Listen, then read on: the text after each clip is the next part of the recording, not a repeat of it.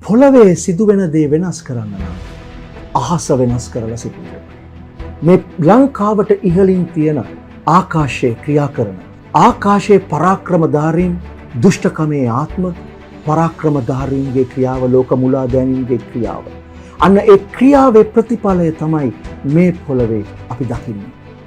මේ දේශයේ අපි දකින්නේ. මේ දේශයේ අපි ඇස්වල ඉස්සරහ ස්වභාවික තලයේ දකින්නේ ආත්මික තලයේ සිදුවෙන දේවල් ප්‍රතිඵලය. අදන්න දද ලංකාවේ මිනිස්සු දන්නේ නැහැ. එයා දන්නේ නැහැ මොකද්ද පිටුපස්සේ තියෙන්නේ කියලා. ඒගොල්ලෝ දකින්නේ ඒගොල්ලන්ට හිගයක් තියෙනවා. ඒගොල්ලෝ දකින්නේ ඒක. ඒගොල්ලන්ට කැම ටික නැහැ, තෙල් ටික නැහැ, ගෑස් ටික නැහැ, කන්න බොන විදියක් නැහැ, ජීවන වියදම නැගලා ආස උසට ඉදිරියේදී මොකද්ද වෙන්න යන්නේ කියලා අපි දන්නවා. අපි අවුරුදු 10කට ඉස්සලා කීපෝ තමයි මේ වෙන්නේ. ඒක නිසා අපිට ෂොක් එකක් නැහැ. ඒ දේ සිදු වුණාම අපි වියවුල් වෙන්නේ නැහැ. මොකද අපි දැනන් හිටියයි. නමුත් මේ ඉදිරි මාස කීපේ මේ අවුරුද්ද ඇතුළත සිදුවෙන්න යන දේ මේ ගොඩක් අය දන්නේ නැහැ. හැබැයි අය අහිංසකයි, අසරණයි. බලන්න එයාගේ මූණවල් දිහා. ඒ නිසායි දෙවියන් වහන්සේ අපිට කියන්නේ මම නුඹව ගිවිසුමක් කොට ජාතීන්ගේ එළියක්ද කොට නියම කරන්නේ. ධර්මිෂ්ඨකමින් අපි වහඬ ගැසුවා. එසේ කරන්නේ අන්ධ වූ ඇස් අරින්ටත් හිරකාරීන් හිරගෙදරින්ද අන්ධකාරයේ ඉන්නන් ඇඳිරි ගෙයින්ද පිටතට ගෙනෙන්නටත්ය. ඔයා දන්නවද මේ එළියේ ඉන්න මිනිස්සු ගැන ඔය කෑ ගහන මිනිස්සු ගැන දෙවියන් වහන්සේ සලකනවා. උන්වහන්සේ දුක් වෙනවා විතරක් නෙවෙයි සලකනවා. මොකද උන්වහන්සේ ලෝකයට ආදරේ. යොහන් 3:16 කිව්වේ මොකද්ද? උන්වහන්සේ ලෝකයට කොච්චර ආදරය කළාද කියනවනම් ඒ අය වෙනුවෙන් මැරෙන්න, ඒ අයව ගිනිවිලෙන් බේරගන්න සදාකාලික විනාශයකින් බේරගන්න උන්වහන්සේ ඇවිල්ලා කුරුසේ මැරෙන්න තරම් ආදරය කළා. ඔය කිසි කෙනෙක් මැරෙන්නේ නැහැ තව කෙනෙක් වෙන්නේ. යේසුස් වහන්සේ කළා. ඇයි මිනිසුන්ට ආදරේ නිසා. බලන්න මෙතන වෙනස කතා කරලා කියන දේ.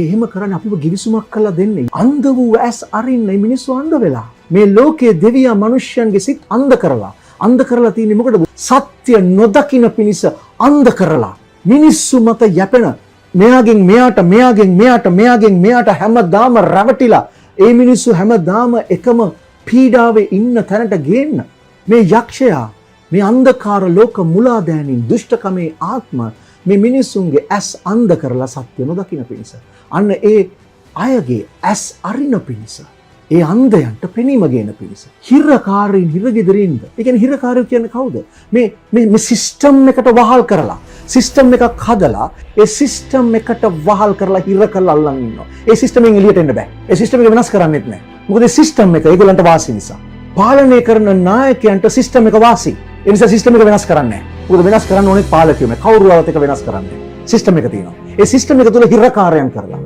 මිනිස්සුන් ඒ වගේම අන්ධකාරයේ ඉන්න ඇඳිරිගෙයින් ඩාර්ක් රූම් එකෙන් එළියට ගේන්න ආලෝකයට ගේන්න පිටතට ගේන්න නිදහසට ගේන්න යක්ෂයාගේ ග්‍රහණයෙන් නිදහසට ගේන්න මොකද මේ ලංකාව මේ අපි ඉන්න දේශය අන්ධකාර මුලා දෑනීන්ගේ ග්‍රහණයට හසු වෙලා තියෙන්නේ ඒකට මේ ලංකාවේ ආදි කාලේ ඉඳලම ඒ යක්ෂ ආත්ම වලට බලය දීලා තිබුණා ඒ ග්‍රහණයෙන් මුදව ගන්න දෙවියන් වහන්සේ අපිට කතා කරලා කියනවා ගිවිසුමක් කොට දෙනවා.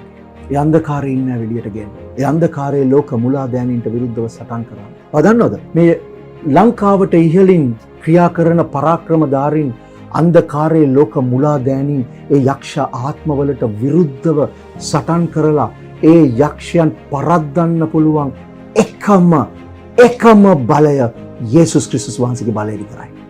උන්වහන්සේගේ බලය විතරයි. වෙන කිසිම බලයකට බෑ. ඒ අන්ධකාර බලවේගවලට විරුද්ධව නැගී සිටින්න. මම දන්නවා මම මේ කරන කතාවට මේ ලංකාවට ඉහළින් ක්‍රියා කරන අන්ධකාර යක්ෂ බල කැමති නැහැ කියලා. හැබැයි මම ඒ යක්කුන්ට කියනවා කතා කරනවා. යක්කුන්ට බය නම් සොහන ගෙවල් හදන්නේ නැහැ. ඒ නිසා උඹගේ උපක්‍රම මේ දේශයට ඉහළින් තියෙන. මේ දේශයේ බිලි පූජාවන් අරගෙන මේ දේශයේ අහිංසක මිනිස්සුන්ගේ ලේවලින් බිලි පූජාවන් අරගෙන මේ දේශයට ඉහළින් නුඹ ක්‍රියා කරපු කාලය අවසන් වෙන්න යනවා.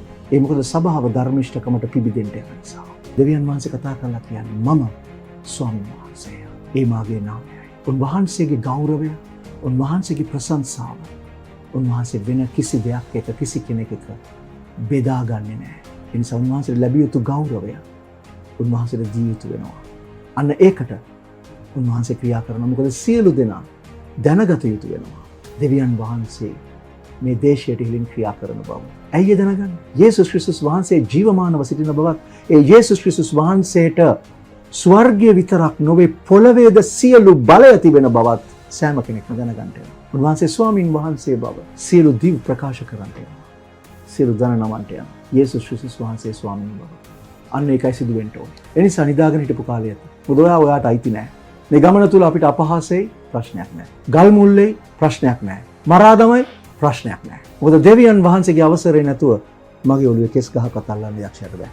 ඉහලින් අවසරය නැතුව කිසි දෙයක් කරන්න කාටවත් බෑ. ඒ නිසා සබාව කළ යුත්තේ දෙවියන් වහන්සේ ඉදිරියේ දන ගහන්න. ඔයාගේ මුළු ජීවිතේ කවදාවත් යාඥා නොකර විදිහට ඔයා යාඥා කරන්න. ඉස්සල්ලා ඔයා තුල මං තුල අපි තුල යේසුස් ක්‍රිස්තුස් වහන්සේගේ ධර්මිෂ්ඨකම සම්පූර්ණ කරගන්න පිණිස ධර්මිෂ්ඨකමට අපි නැගිටින්න අවශ්‍යයි. දනින් වැටි යුද්ධය ජය ගන්න අවශ්‍යයි. දනින් වැටිලා ඉන්න කිතුණුවට යක්ෂයා බයයි. අන්න එතනයි ජයග්‍රහණය තියෙන්නේ. යේසුස් වහන්සේගේ නාමයෙන්.